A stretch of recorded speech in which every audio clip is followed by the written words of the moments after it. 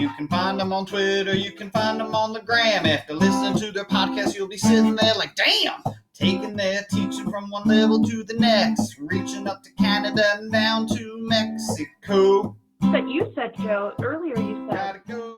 Maybe my class wasn't as, what did you say? Like as effective or efficient, something as good as I had wanted it to be or hoped it would be. Or like up to date or, Something, but I mean, that's the reflection that we need. Right.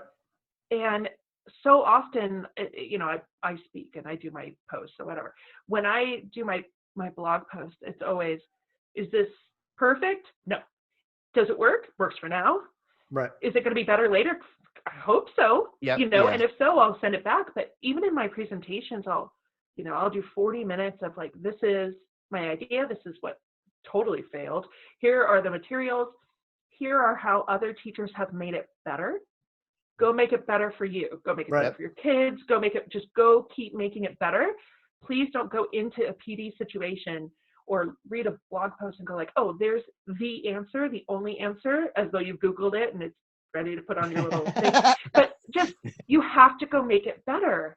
Right. Every time. Yeah. Right.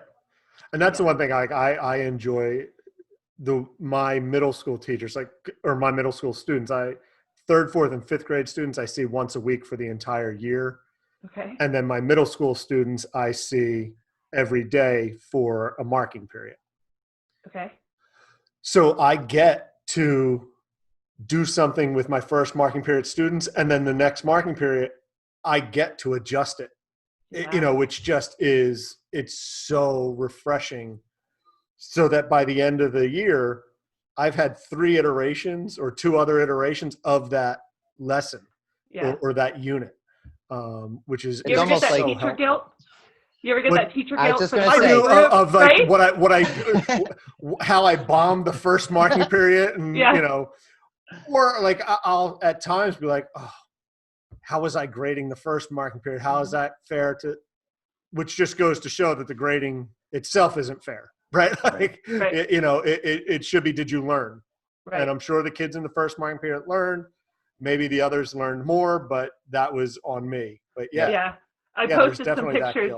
The guilt and that first period guilt for those of us who have like I posted pictures of my kids working in the classroom or some classroom itself, and the former student who's now, she's like 25. It's like, what the heck? What's in the classroom? And I'm like, oh my gosh, dude, you don't even understand. And so sorry. I know, I'm so sorry. I was such a bad teacher. And I was like, actually, they don't even have quizzes and tests anymore. He's like, what are you talking about? I'm like, oh, I'm so sorry. Keep up with every new episode by subscribing on Apple Podcast, Spotify, Google Podcast, Anchor, or anywhere you listen. Remember to visit teachernerds.com, and that's nerds with a Z. Follow us on Twitter @TeacherNerds and on Instagram @TeacherNerdsPodcast. And thank you for being one of the Teacher Nerds.